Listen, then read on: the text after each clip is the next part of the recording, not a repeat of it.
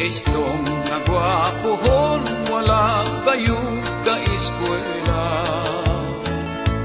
Kay wala siya'y trabaho, wala sab makaasawa. Nakahukom, manimpalad na lang siya.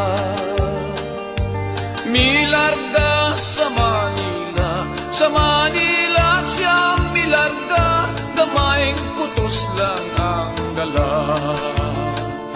Sa Manila, squatter ang Pinoy anan niya.